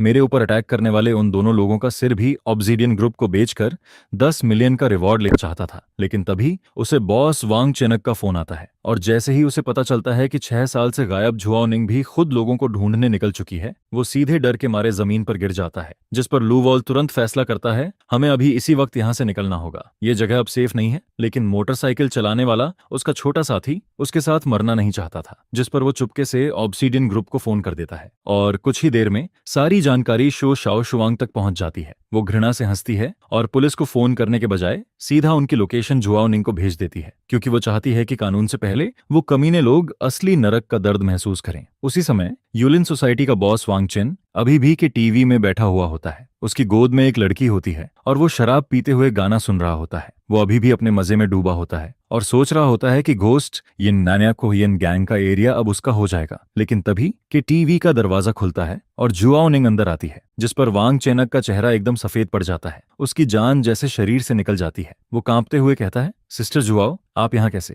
जिस पर जू निंग ठंडी मुस्कान के साथ कहती है, काफी मजे कर रहे हो, लाओ वांग। वांग चेन जल्दी से कहता है, सिस्टर जुआओ, मैं अपनी जान की कसम खाता हूँ, ये काम मेरे आदमी ने नहीं किया। यह सुनकर जुआओ निंग हंस पड़ती है, लेकिन उसकी हंसी में गुस्सा साफ दिखाई देता है। फिर वो उसके सामने एक वॉइस रिकॉर्डर फेंक देती है। उस रिकॉर्डर के अंदर लू वॉल की आवाज होती है। वो भागने की बात कर रहा होता है, जिस पर वांग चेन वहीं जमीन पर बैठ जाता है। उसे यकीन ही नहीं होता कि अभी जो बात उसने बोली थी उसके आदमी ने उसी पल उसे झूठा साबित कर दिया। फिर जुआओ निंग सिर्फ इतना कहती है, इसे ले जाओ। उसी समय लू वॉल उन दोनों लोगों को लेकर शहर से बाहर भागने की कोशिश कर रहा होता है, लेकिन उनकी कार स्टार्ट होने से पहले ही 2 बड़े ट्रक्स आकर रास्ता रोक देते हैं, जिस पर 1 दर्जन से ज्यादा आदमी हाथ में सोर्ड्स और हथियार लिए हुए उन्हें चारों तरफ से घेर ले रहे हैं। उन लोगों को देखकर लू वॉल पूरी तरह टूट जाता है। उसे समझ आ जाता है कि अब बचने का कोई रास्ता नहीं है, जिस पर वो चुपचाप कार से बाहर निकल आता है। इसी बीच हॉस्पिटल के कमरे में शु शाओशुआंग चुपचाप मेरे पास बैठी होती है। वो अपना सिर नीचे करके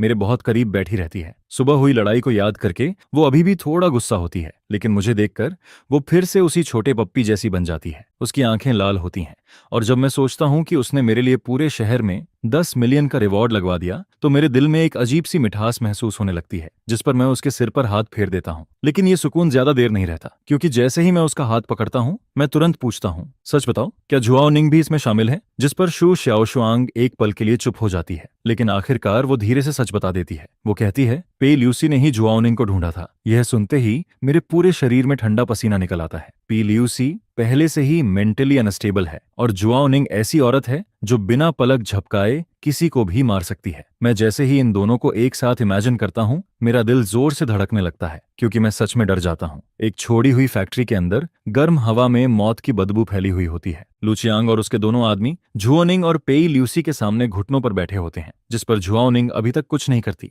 वो बस पीछे खड़ी होकर उन्हें घूरती रहती है। आखिरकार टूटकर लू चियांग सब सच बता देता है। वो झो वेनाओ का नाम लेता है। यह नाम सुनते ही पेई ल्यूसी की आंखों में पागलपन फिर से भर जाता है। उसे तुरंत अपनी पुरानी नरमी पर पछतावा होने लगता है।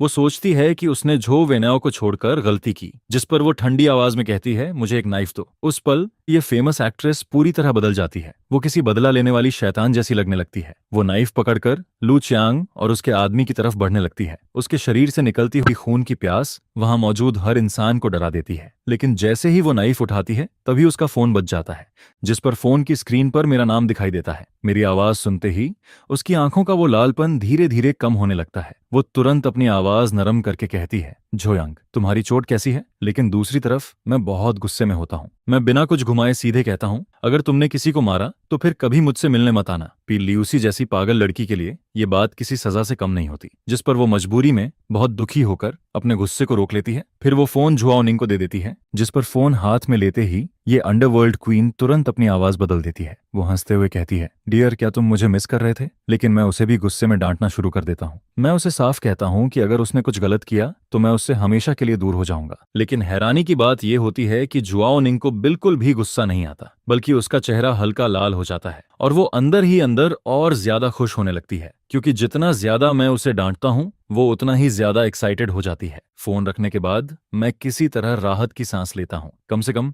मैंने पेई ल्यूसी के हाथ खून से रंगने से रोक लिया था। लेकिन दूसरी तरफ झुओनिंग की आंखें फिर से ठंडी हो जाती हैं। वो लू चियांग और उसके आदमी की तरफ देखती है और मन ही मन सोचती है, मैंने झोयांग से वादा किया था कि पेई ल्यूसी किसी को नहीं मारेगी, लेकिन इसका मतलब ये नहीं है कि मैं इन कचरों को छोड़ दूंगी। उधर झांग युवेई पूरे दिन मेरे साथ लगी रहती है और जब वो जाने लगती है तो मेरे कान के पास आकर धीरे से कहती है, मेरी बहन यहाँ नहीं है, इसका फायदा उठाकर किसी और लड़की के साथ कुछ मत करना। यह कहकर वो मुझे घूरती है और फिर चली जाती है। उसके जाने के बाद शू शाओशुआंग मेरे बेड के पास बैठी रहती है। वो इतनी ज्यादा थक जाती है कि आखिरकार बेड के किनारे सिर रखकर वहीं सो जाती है, जिस पर मैं धीरे से उससे कहता हूँ, तुम ठीक हो? पहले बैठ जाओ। क्या तुम अभी भी मुझसे नाराज हो? वो धीरे से सिर हिलाती है और कहती है, हाँ, मैं नाराज हूँ। लेकिन फिर वो मेरी तरफ देखकर कहती है, क्योंकि मैं जानती हूँ तुम मुझे बचाना चाहते थे, लेकिन सबसे पहले तुम्हें खुद को बचाना चाहिए था। फिर वो अपना सिर झुका लेती है और धीरे से कहती है, असल में ये सब मेरी गलती है। अगर मैं झो वेनाओ को पूरी तरह खत्म कर देती तो शायद ये सब कभी नहीं होता।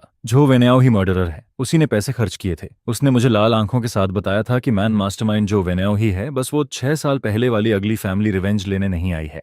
जिस पर मैं राहत की सांस लेता हूँ और कहता हूँ, खुद को ब्लेम मत करो, इस मैटर का तुमसे कोई लेना देना नहीं है। जिस पर वो पूछता है, तो क्या तुम अभी भी गुस्सा हो? अगर तुम्हें कुछ हो जाता तो 5th चाइल्ड कैसे जीता? लेकिन मैंने उसकी बीमारी को कम समझ लिया था। यह सुनते ही उसके दिमाग में इस बात का मतलब कुछ और ही बन जाता है। उसके मन में बस यही चलता है, तुम्हारे बिना मैं जिंदा नहीं रह पाता। जिस पर पेई ल्यूसी एक्साइटेड होकर उठता है और मुझे घूरने लगता है। फिर वो कहता है, मैं अब और वेट नहीं कर सकता। जिस पर मैं कहता हूँ, 1 मिनट रुको, शाओजुआंग अभी भी यहाँ है। लेकिन वो कहता है, उसकी परवाह मत करो, यांग को सिखाने दो, तुम बस मेरे साथ चलो। जिस पर उसके दुख भरे एक्सप्रेशन के साथ पी ल्यूसी आखिरकार होश में आता है और शू शाओशुआंग भी डर जाता है। जिस पर वो पूछता है, क्या हुआ? और फिर ऐसे ही मुझे दूसरी बार ऑपरेटिंग रूम में धक्का देकर ले जाया जाता है। उसी समय युनचेंग में पब्लिक ओपिनियन पूरी तरह एक्सप्लोड हो जाती है, जिस पर पेई ल्यूसी और जुआओनिंग की मदद से झो वेनाओ के हंगरी पर असासिनेशन की खबर सारे हेडलाइंस में छा जाती है। और फिर झो निंग मा जाई एर्गो को टीम पर अटैक करने के लिए भेज देती है, जिस पर झो वेनाओ पूरी तरह खत्म हो जाता है। और मैं इस भारी प्यार की वजह से हॉस्पिटल बेड पर लगभग सब कुछ कन्फेस कर देता हूँ, क्योंकि पिछली रात मेरे घाव फिर से फट गए थे। जिस पर मुझे फिर से ऑपरेटिंग रूम में ले जाया जाता है। पेई ल्यूसी चुपचाप खुद को ब्लेम करता रहता है और यहाँ तक कि शू शाओशुआंग, जो पहले गुस्सा होना चाहता था, वही उसे उल्टा समझाने लगता है। वो कहता है, रोना बंद करो, वो अब डेंजर से बाहर है। फिर हम थोड़ी देर रेस्ट करते हैं। लेकिन रात के 2 बजे तक भी मेरा ब्लीडिंग पूरी तरह बंद नहीं होता और जब मैं दोबारा जागता हूँ तब दोपहर हो चुकी होती है। जिस पर सबसे पहले मुझे जुआओनिंग का बढ़ा चढ़ा फिगर दिखाई देता है और फिर वो मेरा सिर अपनी बाहों में दबा देती है। उसकी वो पुरानी सॉफ्टनेस मुझे लगभग डुबो ही देती है, लेकिन एबॉट की वार्निंग याद करके मैं उसे धीरे से दूर कर देता हूँ, क्योंकि ये औरत इतनी टेम्पिंग थी कि मुझे पुरानी बातें याद आने लगती हैं। मैं उसके साथ बाकी 4 एक्स गर्लफ्रेंड्स को मिलाकर जितनी बार रूम नहीं लिया, उससे ज्यादा बार उसके साथ साथ ले चुका हूँ। जिस पर मुझे 6 साल पहले की बात याद आती है जब मैं सेकंड ईयर में था। उस बारिश वाली रात में मैं अभी अभी झांग युवेई को गली से छोड़कर वापस आया था और तभी मैंने जुआओ निंग को बचाया था जो पूरी तरह खून से ढकी हुई थी। शुरुआत में मैंने बस उसे उठाया और एक छोटे से किराए के कमरे में रख दिया जो मैं मुश्किल से अरेंज कर पाया था। उस समय मैं खुद भी दागों और खून से भरा हुआ था, लेकिन जैसे जैसे उसके घाव ठीक होने लगे उसका चेहरा किसी और ही लेवल का दिखाई देने लगता है, जिसे देखकर मैं शॉक हो जाता हूँ और मुझे समझ आता है कि मैंने कैसी खतरनाक औरत को बचाया है। वो क्लाउड सिटी के सबसे बड़े गैंगस्टर ग्रुप की तीसरी लीडर थी और फिर जुआओ निंग मुझे बताती है कि पावर की लड़ाई में वो हार गई थी, जिस पर अब उसे सेकंड बॉस टेरर पीछा करके मारना चाहता था और वो अकेले मरना चाहती थी। लेकिन शायद उस रात बिछड़ने वाली फीलिंग की वजह से मैं उसका हाथ पकड़ लेता हूँ और जोर से चिल्लाता हूँ, मैं तुम्हें न जाने नहीं दूंगा। फिर मैं कहता हूँ, अगर सीजुन की परेशानी की वजह से मरना ही है तो चलो साथ मरते हैं। और फिर उसी रात हम दोनों एक दूसरे के करीब आ जाते हैं, जिसके बाद हम एक पागल प्लान बनाते हैं। मैं खुद जाकर फियर ऑफ लू से मिलता हूँ। मैं उसके सामने एक लालची आदमी होने का नाटक करता हूँ और कहता हूँ मुझे 10 लाख चाहिए, पैसे मिलते ही मैं तुम्हें बता दूंगा कि जुआओ निंग कहाँ है। जिस पर लू सच में मेरे झांसे में आ जाता है और फिर वो अपने आदमियों के साथ मुझे अंदर ले जाता है। लेकिन जैसे ही उसके आसपास की सिक्योरिटी ढीली पड़ती है मैं अचानक टेबल के ऊपर से कूद जाता हूँ, फिर वाइन बॉटल तोड़ता हूँ और भेड़िए की तरह उसके गले पर मार देता हूँ। मुझे याद नहीं कि उस समय कितना दर्द हुआ था, मुझे बस इतना याद है कि हर तरफ खून था और मेरे सामने एक बॉडी पड़ी हुई थी और जब मुझे दोबारा होश आता है तब तक लुओ मर चुका होता है। यही मेरा सीक्रेट था, मेरे शांत चेहरे के नीचे छुपा हुआ, क्योंकि 6 साल पहले ही मैं एक ऐसा इंसान बन चुका था जिसने किसी को मार दिया था। जिस पर जुआओ निंग को देर से यह बात समझ आती है और वो कहती है, तुम पागल हो, वापस स्कूल जाओ, यहाँ का काम मुझ पर छोड़ दो। जिसके बाद वो आखिर में मुझे स्कूल वापस भेज देती है और फिर 3 महीने बाद मैं और जुआओ निंग एक साथ आ जाते हैं और उसके बाद हमारा रिलेशन काफी स्मूथली चलने लगता है। जुआओ निंग मुझसे 5 साल बड़ी है और वो इकलौती औरत है जिसने मेरे 4 लड़कियों के साथ चल रहे रिलेशन को पहले ही समझ लिया था, लेकिन फिर भी उसने मुझे एक्सेप्ट किया। यहाँ तक कि वो 3 साल पहले क्लाउड सिटी छोड़कर चली गई थी और फिर उसने मुझे पागलों की तरह ढूंढा जब तक कि उसने मेरा हॉट सर्च नहीं देख लिया। जिसके बाद वो विदेश से वापस उड़कर आ जाती है, जिस पर हॉस्पिटल बेड के सामने खड़ी जुआओ निंग की आंखों से धीरे धीरे आंसू गिरने लगते हैं और वो पूछती है, इस बार तुम कितने समय के लिए रुकने वाले हो? जिस पर मैं कहता हूँ मैं युनचेंग में रहूंगा। सच कहूं तो पिछले 3 सालों में मैं बस 4 सेकंड के लिए ही दूर गया था। फिर मैं अपना सीना थपथपाता हूं और उससे कसम खाकर कहता हूं, लेकिन जुआओ निंग मुझ पर बिल्कुल भरोसा नहीं करती, बल्कि वो धीरे से अपना कॉलर नीचे करती है और मेरी तरफ झुक जाती है, जिस पर मेरी सारी डिफेंस एक पल में टूटने लगती है और मैं लगभग कंट्रोल खोने वाला होता हूं। तभी दरवाजा खुलने की आवाज आती है और फिर झांग युवेई हाथ में लंच बॉक्स लेकर अंदर आती है। वो लाल चेहरे के साथ मुझे देख रही होती है, लेकिन अगले ही पल झांग युवेई का एक्सप्रेशन दोनों औरतों की डरावनी नजरों के बीच गायब हो जाता है, जिस पर कमरे के अंदर एक अजीब सी टक्कर शुरू हो जाती है। जुआओ निंग तुरंत झांग युवेई को पहचान लेती है, वही इंसान जिसने 3 साल पहले मुझे युनचेंग से भागने में मदद की थी। लेकिन हैरानी की बात यह होती है कि वो गुस्सा नहीं होती, बल्कि ताली बजाकर कहती है, झायोंग के हॉस्पिटल से निकलने के बाद क्यों ना हम तीनों साथ ट्रिप पर चलें। यह सुनकर झांग युवेई वहीं पर पूरी तरह स्टंट रह जाती है, क्योंकि उसने शायद कभी इस अंडरवर्ल्ड गॉडमदर की इतनी अजीब सोच इमेजिन नहीं की थी। और फिर वार्ड के अंदर की हवा जैसे पूरी तरह जम जाती है। खुद को बचाने के लिए मैं जल्दी जल्दी कहने लगता हूं कि मैं कोई औरत नहीं हूं, लेकिन मुझे बिल्कुल उम्मीद नहीं होती, क्योंकि झांग युवेई दांत भींचकर कहता है कि जब समय आएगा तब वो इस बारे में सोच लेगा। जिस पर उसकी इतनी हद तक टॉलरेंस देखकर मैं लगभग पूरी तरह उसकी सॉफ्टनेस में डूबने लगता हूं। और तभी जैसे कोई हीरो सही समय पर आता है, वैसे ही अचानक 2 लोग सामने आ जाते हैं। वो थे शु शाओशुआंग और पेई ल्यूसी की मां, जिनके आते ही वार्ड का माहौल एक पल में खराब हो जाता है, क्योंकि जुओ निंग अभी अभी हम तीनों के साथ घूमने का आइडिया दे चुकी थी। लेकिन ये दोनों इतने आसानी से मानने वाले नहीं थे, जिस पर शु शाओशुआंग गुस्से और शर्म से भर जाता है और कहता है, ऐसा मत सोचो कि तुम घायल हो तो जो चाहो वो कर सकते हो, मेरे सामने ये सब बिल्कुल नहीं चलेगा, ये पूरा का पूरा मेस है। और फिर पेई ल्यूसी तो और भी आगे बढ़ जाता है, वो सीधे मेरा हाथ पकड़ लेता है और उसका गुस्सा उसके चेहरे पर साफ दिखाई देता है। लेकिन उनकी इरिटेट रिएक्शन देखकर मुझे गुस्सा नहीं आता, बल्कि मैं वही बात दोबारा कह देता हूँ, क्योंकि बात का मतलब सच में वही था। मैंने उन्हें कहलाई इरादा नहीं किया था। जिस पर जुआओ निंग जानबूझकर अपना कॉलर थोड़ा नीचे कर देती है और फिर वो अपनी चेस्ट मेरी तरफ झुकाकर कहती है, जुयांग, तुम्हें कौन ज्यादा पसंद है, मैं या फिर सिस्टर शाओशुआंग? जिस पर इंस्टिंक्ट की वजह से मेरी नजर वहीं अटक जाती है और इसी बार मैं सच में पूरी तरह फंस जाता हूँ। जिस पर जुआओ निंग हंसने लगती है और कहती है, झाओ यांग, तुम सच में बिल्कुल भी सीधे इंसान नहीं हो। और फिर लड़कियों की चिल्लाने की आवाज के बीच मेरा घाव उम्मीद के मुताबिक फिर से खुल जाता है। इसके बाद हॉस्पिटल में बिताए गए 10 दिनों के दौरान झो वेनाओ ऐसे गायब हो जाती है जैसे हवा में खो गई हो। पुलिस उसकी सारी प्रॉपर्टी फ्रीज कर देती है और उसके खिलाफ वारंट भी जारी हो जाता है, जिस पर जुआओ निंग और शु शाओशुआंग भी पूरे क्लाउड सिटी में उसे ढूंढते रहते हैं, लेकिन उन्हें उसका कोई पता नहीं चलता। फिर जिस दिन मुझे हॉस्पिटल से डिस्चार्ज किया जाता है उसी दिन जुआओ निंग का फोन आता है और वो हल्की सी हंसी के साथ मुझे बताती है कि झो वेनाओ मिल गई है और उसे पुलिस स्टेशन वापस ले जाया गया है। जिस पर मैं पूछता हूँ वो कहाँ मिली। तब पता चलता है कि भागते समय झो वेनाओ को उसकी एक फीमेल फैन पहचान लेती है। वो फैन बाहर से छोटी और मासूम दिखती थी, लेकिन अंदर से बिल्कुल अलग थी। शुरुआत में उसने झो वेनाओ के साथ बहुत पॉलिटली बिहेव किया, लेकिन बाद में जब झो वेनाओ उसके साथ रहने लगी तब उस फैन ने उसे ड्रग्स दे दिए और आयरन चेन से बांध दिया। इसके बाद पूरे 8 दिनों तक झो वेनाओ, जो पहले सबकी नजरों में आइडल थी, अब एक कोने में बंद खिलौना बनकर रह जाती है। वो हर दिन सिर्फ डॉग बाउल में बचा हुआ खाना खाती है और फिर एक दिन दरवाजा दोबारा खुलता है जिस पर अंदर कई और फीमेल फैंस आ जाती हैं। उन सबकी आंखों में पागलपन भरा होता है। वो रोते हुए चिल्लाती हैं, मेरा भाई सिर्फ हमारा है, सिर्फ हमारा। और फिर वो झो वेनाओ के साथ बुरी तरह बिहेव करने लगती हैं, जिस पर झो वेनाओ का दिमाग आखिरकार पूरी तरह टूट जाता है। उसे पहली बार समझ आता है कि वो जिन फैंस को हमेशा कंट्रोल करती थी वही आज उसके लिए सबसे बड़ा डर बन चुके हैं, जिस पर वो हिस्टेरिकल होकर हंसने लगती है और चिल्लाकर कहती है, तुम सब इडियट्स हो। मैंने कभी सच में तुम लोगों की परवाह नहीं की। अगर तुम्हारे पास पैसे नहीं होते तो मैं कभी तुम्हारे साथ इतना बोरिंग ड्रामा नहीं करती। यह सुनते ही उन फीमेल फैंस की दुनिया पूरी तरह टूट जाती है और फिर वो गुस्से में पास रखा डॉग बाउल उठाकर उसके सिर पर मार देती हैं, जिसके बाद वो सब उसके ऊपर टूट पड़ती हैं। लगभग उसी समय पुलिस वहां पहुंच जाती है, लेकिन जब वो दरवाजा तोड़कर अंदर जाती है तो सामने का नजारा देखकर सब सन्न रह जाते हैं, क्योंकि वहां की फीमेल फैंस पूरी तरह पागल हो चुकी होती हैं और झो वेनाओ के साथ बुरी हालत कर रही होती हैं, जिस पर झो वेनाओ पूरी तरह मेंटली टूट चुकी होती है। और यहां तक कि वो फीमेल फैंस पुलिस के आने के बाद भी उन पर पागलों की तरह अटैक करने लगती हैं। फिर बाद में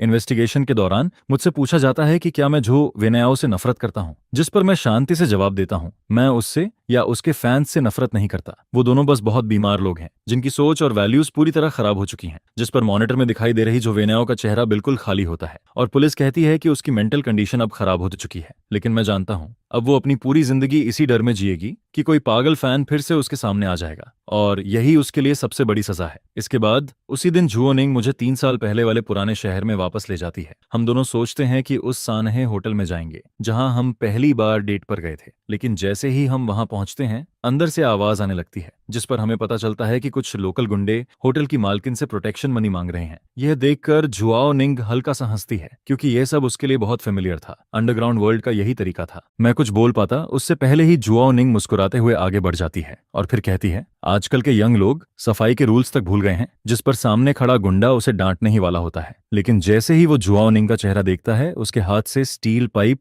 नीचे गिर जाता है, क्योंकि वो जुआओ निंग थी। भले ही उसे इस दुनिया से गए 3 साल हो चुके थे, लेकिन इस जगह पर आज भी उसका नाम सुनकर लोग डरते थे, जिस पर वो सारे गुंडे डरकर वहां से भाग जाते हैं और फिर हम दोनों उसी पुराने विंडो सीट पर जाकर बैठ जाते हैं। लेकिन तभी जुआओ निंग का फोन बजने लगता है। वो कुछ देर तक फोन को देखती रहती है और फिर उसका चेहरा धीरे धीरे सीरियस हो जाता है, जिस पर वो अपना फोन मेरी तरफ बढ़ाती है और तब मुझे पता चलता है कि शु शाओशुआंग के पिता ने अपने बिजनेस के घाटे को भरने के लिए उसकी शादी कहीं तय कर दी है। जिस पर जुआओ निंग मेरी तरफ देखकर कहती है, लगता है तुम्हारी छोटी बहन को जबरदस्ती किसी और से शादी करनी पड़ेगी, या फिर क्या वो भी मेरी तरह तुम्हारी औरत है? ये कोई सौदेबाजी का सामान नहीं है। मेरी मदद करो, पे ल्यूसी और झांग युवेई से कांटेक्ट करवाओ, क्योंकि जब वो सब मेरे साथ चलना चाहते हैं तो फिर हम सब मिलकर इस क्लाउड सिटी का आसमान बदल देंगे। क्लाउड सिटी होटल की सबसे ऊपर वाली फ्लोर पर शादी के नाम पर एक बैंक्वेट चल रहा होता है, लेकिन असल में वहां एक टेकओवर होने वाला होता है, जिस पर शु शाओशुआंग झू मो के साथ अपने पिता के पास बैठी होती है और सामने वही लोग बैठे होते हैं जिनसे उनका कर्ज जुड़ा हुआ था। फिर जैसे ही रिंग एक्सचेंज होने वाली होती है,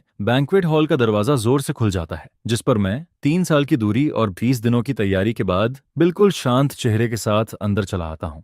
और मेरे पीछे कोई आर्मी नहीं होती, बल्कि क्लाउड सिटी की सबसे खतरनाक और सबसे अमेजिंग 3 औरतें खड़ी होती हैं, जिस पर जुआओ निंग अपने ब्लैक सूट पहने आदमियों के साथ हॉल के सारे एग्जिट ब्लॉक कर देती है और फिर वो मुस्कुराकर कहती है, आज यहाँ कोई डील नहीं होगी, मैं इस जगह पर होने वाला हर ट्रेड रोक दूंगी। इसके बाद पेई ल्यूसी सामने खड़ा होता है। चारों तरफ मीडिया के कैमरा फ्लैश हो रहे होते हैं, लेकिन वो बिना डरे मेरा हाथ पकड़ लेता है और फिर सबके सामने अनाउंस करता है कि झो वेनेओ खत्म हो चुकी है और अब जो भी मेरे आदमी को छूने की कोशिश करेगा वो सीधे मेरे खिलाफ जाएगा। जिस पर झांग युवेई भी आगे आता है। उसके हाथ में एक इन्वेस्टमेंट कॉन्ट्रैक्ट होता है और फिर वो बिल्कुल शांति से सामने बैठे हेयाओ ग्रुप के लोगों से कहता है, तुम्हारा सारा कर्ज हमारी मीडिया कंपनी और होंगान ग्रुप मिलकर चुका देंगे। यह सुनते ही शु श्याओ शुआंग खुद को रोक नहीं पाती और सीधे भागकर मेरी बाहों में आ जाती है। इस बार किसी ने भी मुझ पर किसी का दिल चुराने का इल्जाम नहीं लगाया। और फिर देर रात जब यह सारा हंगामा खत्म हो जाता है, तब मैं वापस उस छोटे से किराए के घर में लौटता हूँ। लेकिन अब वहां हर तरफ 4 औरतों की मौजूदगी और उनकी खुशबू फैली होती है, जिस पर मैं चुपचाप अपने दिल में मान लेता हूँ कि इन चारों के साथ पूरी जिंदगी बिताने का जो माहौल है वो अब पहले जैसी टेंशन से बदलकर एक अजीब सी हार्मनी में बदल चुका है। और फिर मैं सोफा के बीच में बैठा होता हूँ और मेरे सामने वो 4 चेहरे होते हैं जिन्हें देखकर किसी का भी दिल भर जाए, जिस पर मैं अपने मन में समझ जाता हूँ कि ये अब वो 4 नाव नहीं है जो कभी भी डूब सकती थीं, बल्कि ये एक ऐसा नरम पिंजरा है जिससे मैं अब कभी निकल नहीं पाऊंगा। और सच कहूं तो अब मैं निकलना भी नहीं चाहता। क्लाउड सिटी की रात अभी भी उतनी ही खूबसूरत और डेंजरस लगती है और मेरी यह शूरा फील्ड वाली कहानी अब जाकर अपने सबसे बड़े चैप्टर में एंटर करती है।